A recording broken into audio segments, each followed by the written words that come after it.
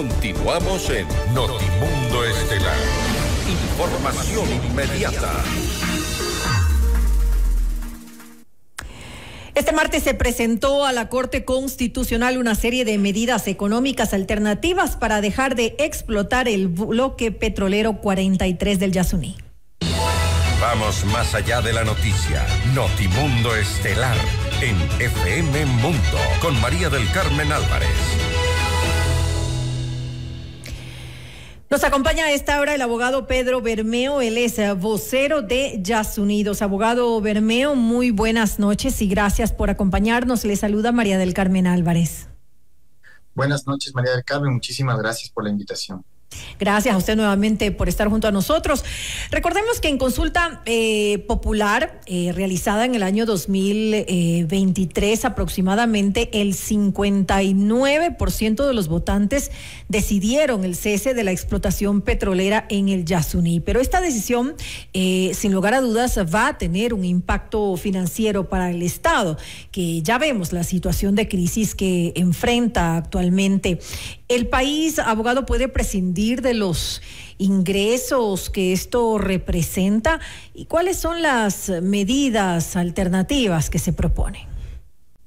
Sí, definitivamente, María del Carmen, y no lo decimos nosotros como Yasunidos, lo dicen más de 20 economistas de la academia de distintas universidades, de la Universidad Andina, de la Católica, de la Universidad de Azuay, de la Universidad de Guayaquil, entre muchas otras universidades, digamos, que se han juntado en esta iniciativa, ¿no es cierto?, de buscar alternativas económicas para detener la explotación petrolera del Yasuní. Justamente el día de hoy se cumple un año de la consulta popular que tuvimos, en donde se nos preguntó, como usted decía, a los ecuatorianos si estamos de acuerdo con proteger el lugar más biodiverso del planeta, ¿no es cierto?, territorio de pueblos indígenas en aislamiento, o seguir destruyéndolo. Y la gran mayoría de ecuatorianos votamos para proteger este lugar. Entonces es obligación de las autoridades, es obligación del presidente de turno cumplir con ese mandato popular. Es por eso que se han presentado, y nosotros no lo presentamos nosotros, sino, como digo, varios economistas han hecho una serie de alternativas económicas que justamente brindan ingresos al fisco para suplementar, digamos, lo que se estaría perdiendo por dejar de explotar el ITT. Esto también es importante decir, otros analistas, otros economistas incluso dicen que el petróleo del ITT, en vez de significar un beneficio para el Estado, significa un prejuicio, justamente porque el costo de este petróleo, recordemos que es un petróleo pesado, es un petróleo de 8 grados API en ciertos campos, y esto hace que al mezclarlo con el otro haya un castigo que se nos cobre alrededor de $15 por barril en el crudo napo. Es decir, digamos, hay cálculos que nos dicen que estaríamos saliendo en contra en vez de beneficiados. Ahora, más allá, digamos, de cuánto nos beneficia o no nos beneficia, como le digo, se ha presentado una serie de alternativas económicas que van desde retirar exoneraciones tributarias a los grupos económicos más ricos del país. ¿Qué significa esto? Existe actualmente una serie de descuentos a los impuestos, es decir, que se dejan de cobrar ciertos impuestos, por ejemplo, el impuesto a la renta, a ciertos grupos económicos, y que según el SRI, esa cifra representa 4.300 millones solamente en el año 2021. Recordemos que del ITT se extraen, según Petroecuador, digamos, según los cálculos que presentó Petroecuador a la Corte Constitucional, a valor presente representan menos de 150 millones al año. Algunos economistas dicen 300 millones al año. Ahora, según ahí habría que ver bien las cifras, ¿no? Porque según los cálculos de Petroecuador en su momento, con la administración anterior, se hablaba de que se dejaría de percibir $1.200 millones al año. Ustedes hablan de otras cifras, obviamente habría que revisar eso y cotejar la información, ¿no? Así es, María del Carmen. Creo que esto es muy importante porque Petroecuador dijo una cosa a la Corte Constitucional frente a los jueces y otra cosa en público, pero los documentos presentados a la Corte Constitucional creo que son los documentos en los que tenemos que basarnos de esa información, ¿no? Cuando se habla de 1.200 millones, se habla del valor en bruto de esos ingresos, ¿no? Esto sin quitar lo que nos cuesta. ¿Cuál es el ingreso neto a las arcas fiscales? ¿Cuál es el ingreso neto a las arcas fiscales? Como le digo, según los datos presentados a Petroecuador, traído a valor presente, son alrededor de 150 millones al año. Todos los años de explotación que representaría este bloque, que si se continuaría esa explotación. Evidentemente esto externalizando, es decir, sin tomar en cuenta los costos ambientales, sin tomar en cuenta las vidas de seres humanos que habitan en este territorio y que están siendo exterminados, como no lo decimos nosotros, sino la misma Comisión Interamericana de Derechos Humanos, en el caso Tagader y Taromenane, ¿no? Sin embargo, se encuentra en litigio. Sin embargo, por eso le digo, es importante tener cifras claras, porque en el amicus curiae que yo lo estaba revisando, el ingreso que se establece es 271, ahora usted me dice 150 y que tal vez salimos en contra, entonces eso es lo que confunde a los ciudadanos. No hay realmente cifras que uno pueda ver como cifras verídicas, como cifras reales, porque en cada documento hay una cifra distinta.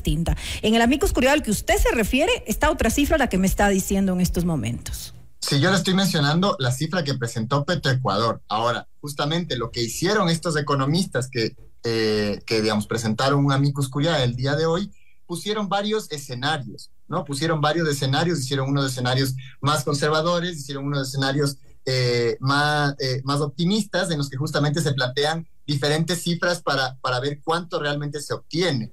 Y, digamos, independientemente de cuánto es lo que se obtiene, con los cálculos que ellos hacen, con las 6 medidas que plantean, vinculadas con la reducción del gasto tributario que le mencionaba, vinculadas con la reducción de la brecha tributaria, vinculadas con justamente retirar, ¿no es cierto?, o implementar un impuesto permanente al patrimonio que ya se implementó antes y que se demostró que funciona.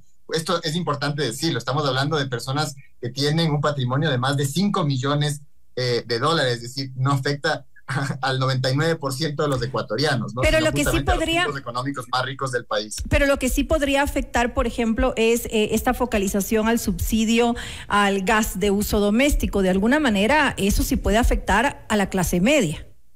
Esto también es importante decirlo porque es una medida que está contemplada, digamos, las 6 medidas que presentaron estos economistas tienen 2 bases importantes. La una es no afectar a la naturaleza y la otra es no afectar a los sectores que se encuentran en mayor vulnerabilidad, es decir, justamente no afectar a las personas más empobrecidas. Pero la clase media sentido, sí, que siempre sale afectada, al menos en los últimos años siempre se ha visto afectada con estas medidas. No, pero la medida sobre el tema del subsidio al gas, que es una de las medidas que justamente no es la medida que recauda más datos y que nosotros, digamos, también tenemos que tomar esta medida con pinzas y ver si realmente funciona o no funciona. No es la medida que recauda mayor ingresos, sino justamente la de exoneración tributaria. Pero en todo caso, la medida del tema del gas es no que, digamos, se quita el subsidio al gas, sino que hay una focalización y que en vez de que, digamos, puedas consumir 8 tanques de gas al mes, puedas consumir 1 o 2 tanques y no haya, digamos, ese consumo excesivo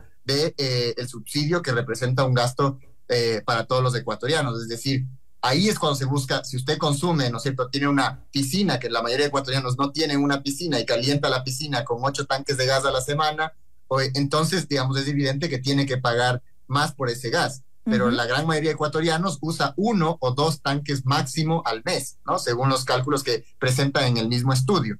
Y es ahí en donde justamente no se afectaría, justamente se busca para las personas que más tienen, a las cuales, digamos, deberían pagar más. Y eso no lo dice estos economistas, eso es lo que dice la Constitución. Recordemos que la Constitución establece que los impuestos deben ser progresivos, ¿no? Las personas que más ganan, más tienen que pagar. Y hacia allá van dirigidas todas estas medidas fiscales que establece justamente este documento, que, como digo, no viene de Yasunidos, sino de más de 25 economistas que han presentado a la Corte Constitucional el día de hoy. Ahora, ahí tengo una cuestión adicional, y es si se ha tomado en cuenta, porque no lo he visto, no he podido revisar todo el otro documento al 100%, son muchas páginas, pero usted tiene conocimiento, obviamente, de lo que, de estas pérdidas asociadas al cierre del bloque de la extracción del bloque del 43 del Yasuní, que tienen que ver con el cierre de los pozos.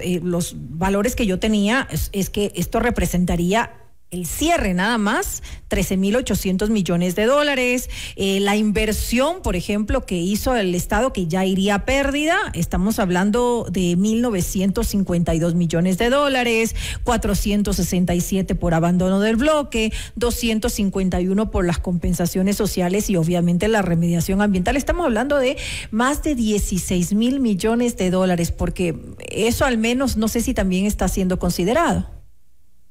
Yo le pregunto, María del Carmen, ¿cuánto vale la vida de un niño Tagaeri Taromenane que está justamente sufriendo etnocidio, genocidio, siendo exterminado de este territorio, como lo dice no yo, sino lo dice justamente la Comisión Interamericana de Derechos Humanos? Creo que, digamos, primero, las vidas no tienen precio, ¿no? Creo que la vida de los seres humanos no tiene precio. Segundo, que los impactos de la industria extractiva, justamente, por ejemplo, en el norte de la Amazonía, son clarísimos. El norte de la Amazonía, como justamente lo dijeron ahora varios relatores de las Naciones Unidas, pidiendo que se cumpla con la voluntad popular de la consulta popular del Yasuní, han dicho que la zona norte de la Amazonía, por la contaminación, es la zona con mayor índices de cáncer del continente. Entonces, ¿cuánto nos cuesta tratar esos cánceres? ¿Cuánto nos cuesta tratar todas esas enfermedades crónicas provocadas por la contaminación? Son externalidades que no se toman en cuenta cuando se habla de la explotación petrolera y sus supuestos beneficios. Si nos ponemos a pensar, luego de más de 50 años de explotación petrolera, ¿cuánto realmente nos ha beneficiado?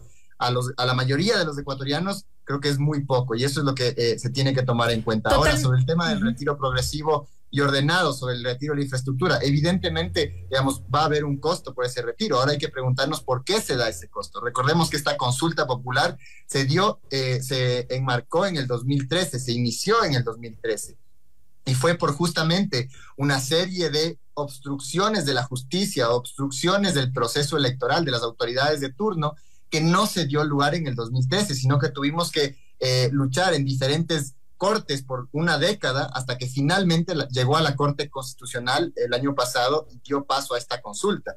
¿Por qué le pongo todo esto sobre la mesa? Porque si se hubiera dado la consulta en el 2013, si no se hubiera roto, ¿no es cierto?, si no se hubiera vulnerado los derechos de participación de todas las personas que firmamos por esta iniciativa, no nos hubiera costado el retiro, porque no había ninguna infraestructura. Es justamente por no respetar la institucionalidad, por no respetar las decisiones democráticas, por no respetar los derechos, que hoy tenemos que pagar por esa infraestructura, sí, que hay que retirar. Creo que eso Abogado es importante Bermeo, tomarlo en cuenta, porque ahora se pretende hacer lo mismo. Perdóneme solo para terminar la idea. Ahora el gobierno de Noboa justamente pretende no cumplir con el mandato popular y extender el plazo que dio la Corte Constitucional de un año, que termina justamente este 31 de agosto, y continúa con la explotación, una vez más vulnerando el derecho de participación, ya no solamente de las personas que firmamos, sino de todos los ecuatorianos que votamos en las urnas el año pasado.